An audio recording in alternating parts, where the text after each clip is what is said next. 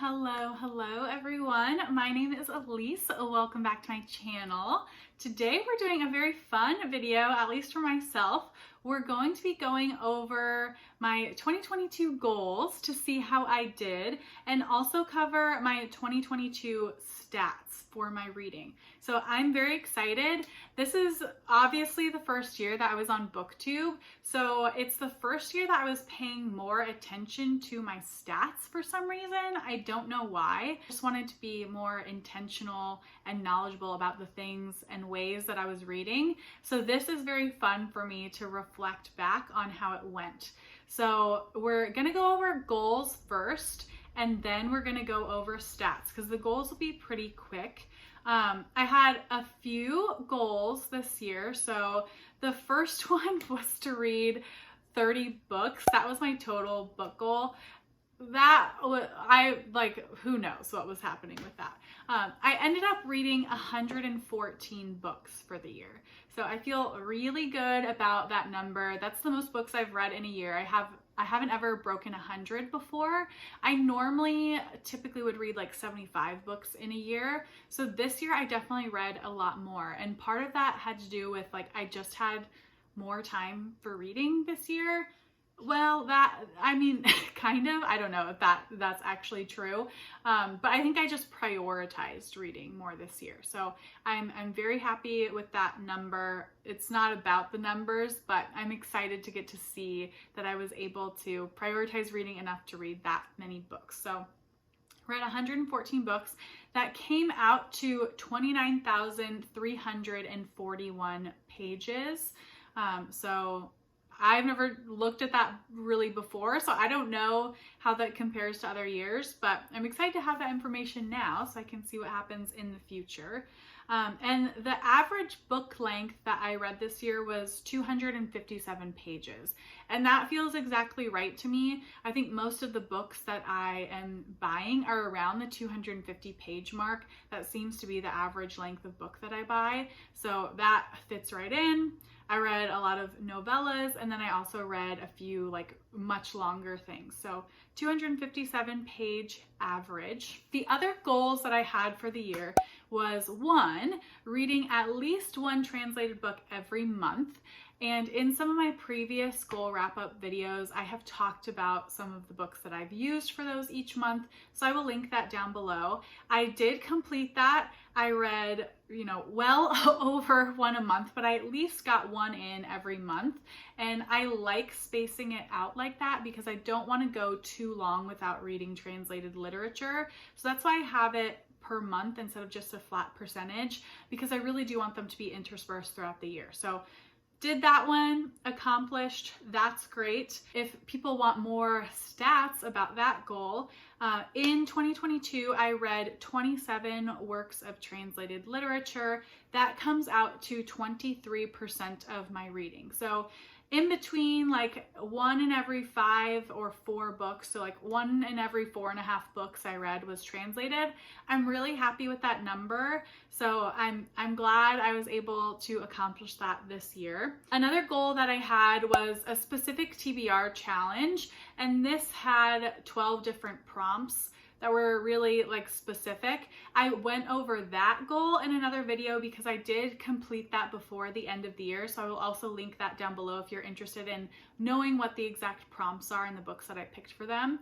I'll put that down below, but I did also complete that goal. So I just want to put that here that I did complete my TBR goal. And those were really the main goals that I had for myself for the year. I don't typically put a lot of reading goals on myself because I want to accomplish the goals that I put. I'm not the type of person who's oh yeah, I'm just doing it to put it out there. I want to complete my goals. So I try to make sure that I don't do too many so I can actually do them, because I can only focus on a few things throughout the year at once. So I did technically complete all of the listed goals that I had. So I'm very happy with that. All right, this is future Elise here, and I realized while I was editing that I completely omitted a goal that I had in 2022. And this is telling because the one that I omitted is the only goal that I didn't complete. So, I think that was a little bit of a Freudian slip there, but I do want to insert it here because it was a goal. I was talking about it throughout the year, and I want to check in and see how I did. So that goal is tracking my books in and out.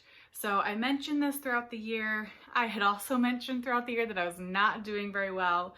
And I do track this somewhat confusingly, I will say that.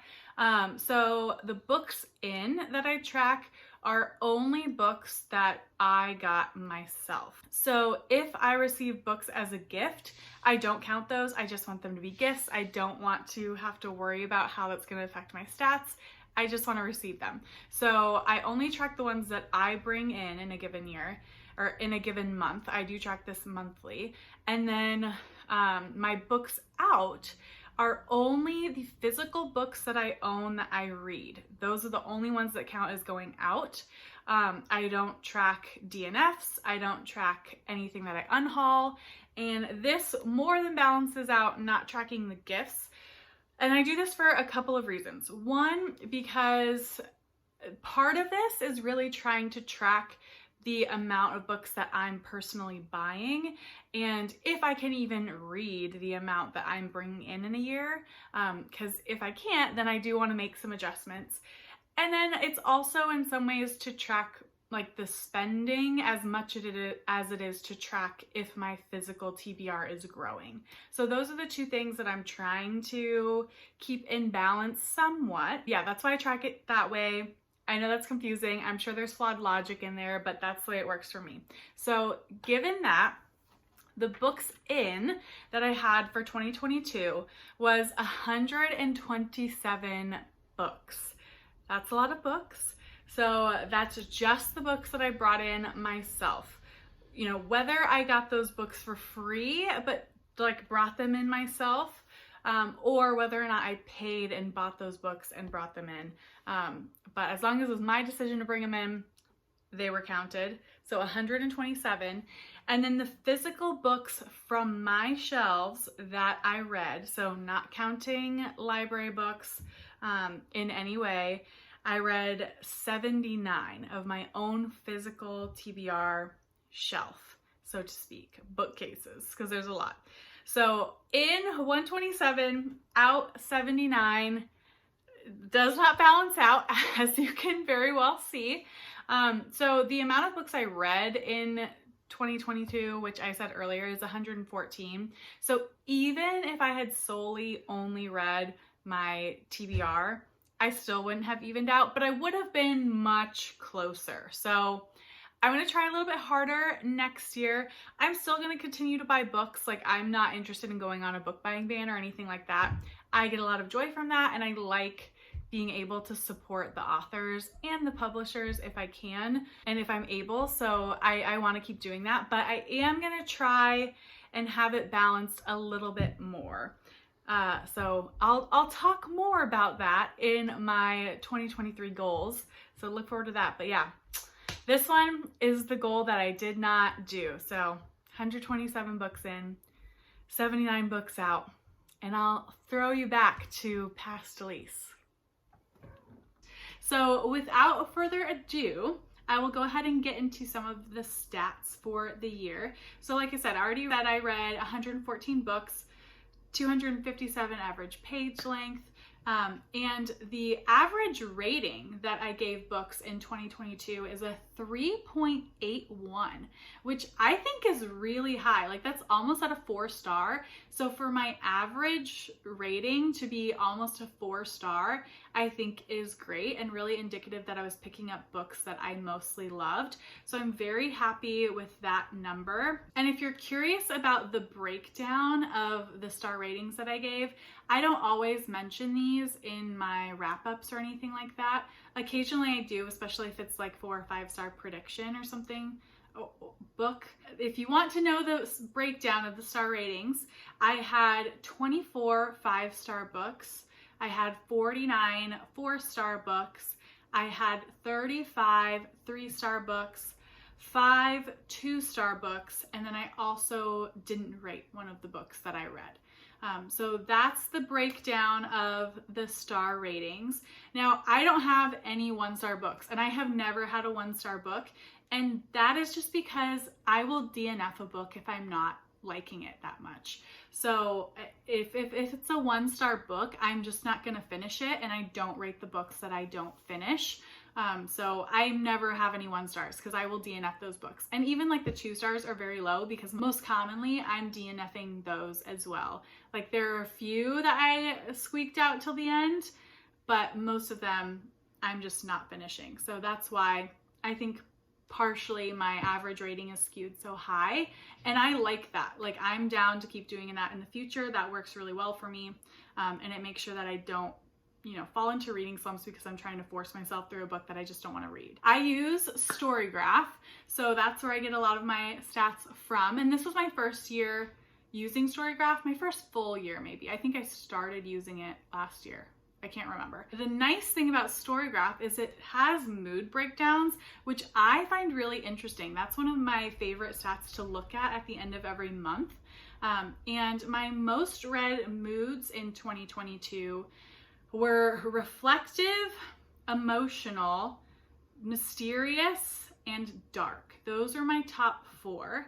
And I'm sure that there's overlap, like some books counted for multiple in there, but it says I read 61 books that were reflective, 46 books that were emotional, 34 that were mysterious, and 32 that were dark. So that's really intriguing to me. I think reflective and emotional have been my most read moods for the longest time. And I think those are some of the most common ones that get attributed to books. So that kind of makes sense. I mean, like most things are emotional in some regard or reflective. So I don't know. But those are my most read moods. The pace that I read this year was mostly medium pace. And again, that's on track with a bunch of previous years. I much more often pick up a book that's medium pace than fast or slow. That's not intentional, really. I think that just has to do with the genres that I'm picking up a little bit more, which we will get into later. I read 74 books that were medium paced, 16 books that were slow paced, and 24 books that were fast paced. Next one is page number. So as you can see, I read much more books that are 300 pages and under. And I think this is reflected by like the 257 average page count for me. A lot of the books I read are about 250 pages. So the majority of them are going to fall into this category. So that took up 68% of my reading. 29% of my reading was 300 to 499. And then I read 4 big books this year, so 500 plus pages. I had 4 books this year. So I'm happy that I at least had 4. I was pushing myself a little bit to read 4 because I tend to not often pick up huge books. I also just don't own a lot of books that are over 500 pages. So even that was like hard for me to find them on my shelves. But yeah, happy that I read 4 big books. And then the breakdown between fiction and nonfiction is 85% fiction and 15% nonfiction. So that comes out to 94 fiction books and 17 nonfiction books. I'm happy with that number too. I will always read more fiction than nonfiction. I am just that type of reader. At least that's where my enjoyment lies mostly as of now. I still love picking up nonfiction, and I read, about like 1.5 nonfiction books a month, which I'm really happy with.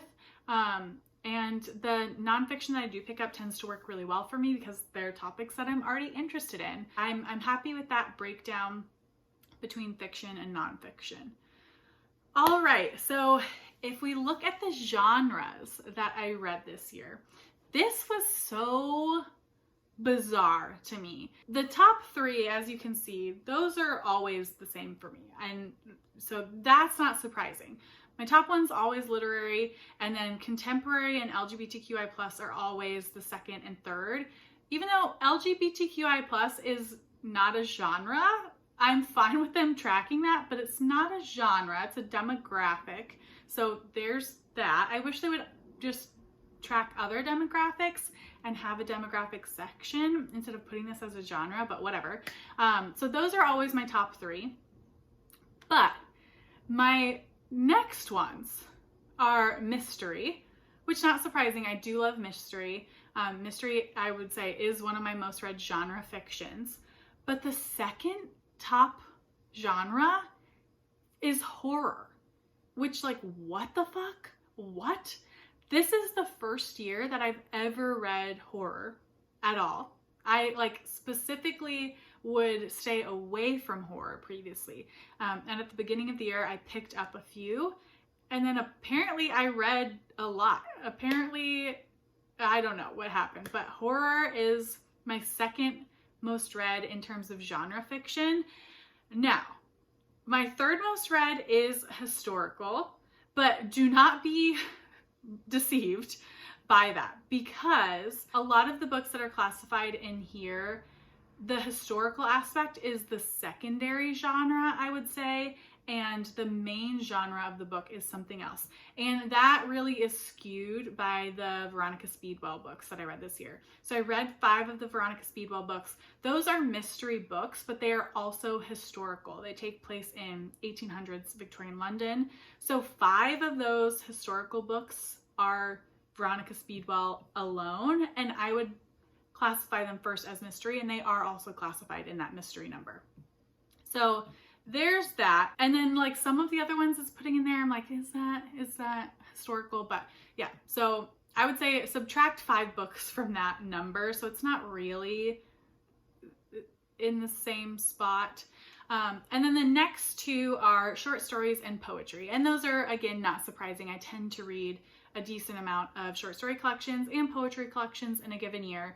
So those are my top, 1, 2, 3, 4, 5, 6, 7, 8 genres for the year. And the breakdown for them is I read 33 literary books, 25 contemporary books, and I will say a lot of the books are probably being counted in both of those, so just keep that in mind. 24 LGBTQIA+ books, 16 mystery books, 13 horror books, 11 historical, but again, really like subtract 5, 10 short story collections, and 10 poetry collections. So yeah, those are the genres for this year. I will be making some tier ranking videos for those genres, minus historical, to show you all the books I read in that genre this year and rank them from my least favorite in that genre to my most favorite in that genre. So I'm very excited to start coming out with those videos, and I hope you are too. So you can look forward to that if you want to learn more. Also, my most read authors this year, I had 6 authors that I read more than 1 book from this year. A few of them are series and a few of them are not.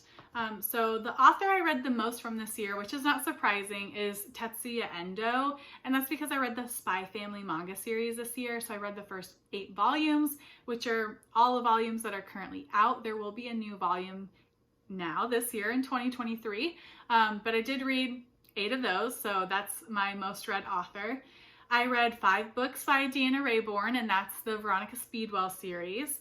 I read 3 books by Haruka Oyamada, and those are all translated from the Japanese by David Wood.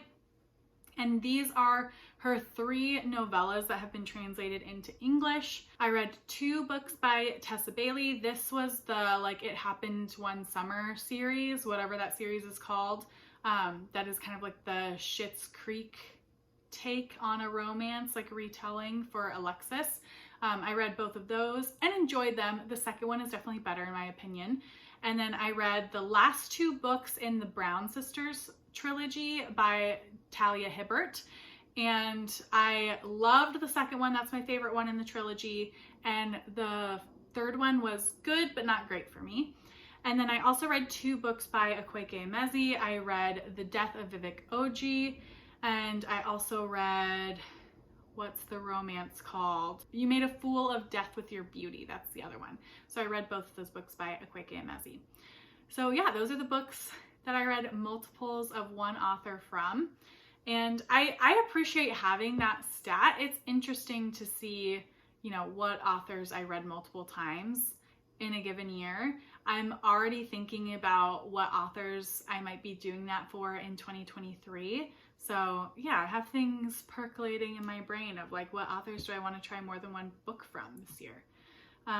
All right, so as far as the month breakdown goes of what I was reading, I definitely read the most in October. I think I said that in October. I don't know what happened to me, but I fucking popped off in October, okay? I was reading everything. I read over 3,500 pages, which is over 100 pages a day, which for me is a lot because I don't tend to read every day, particularly like I don't read on the weekends. I only read during the weekdays. So that was just wild to me that I was able to read that much. I also read 13 books that month. So it was also like the highest number of books I read in a month. And then immediately after that, I went into a slump. So November and December were rough. December was my lowest read pages month. So it was much lower than the rest of the months. And I only read 8 books and a lot of them were pretty short. So yeah, intriguing. I'm curious now that I start looking at that from year to year, if I'll be able to tell certain months where I'm reading a lot more, a lot less. We'll see. But I enjoyed looking at that every month this year. That is the majority of the stats. So I hope you enjoyed getting to, learn a little bit about my reading more this year. And I will be coming out with my 2023 goals video, and that will kind of reference back to some of these stats here, and kind of what I've learned from this and what I might be wanting to tweak or change in this new year. Look forward to that, and I will see you all in the next one. Bye.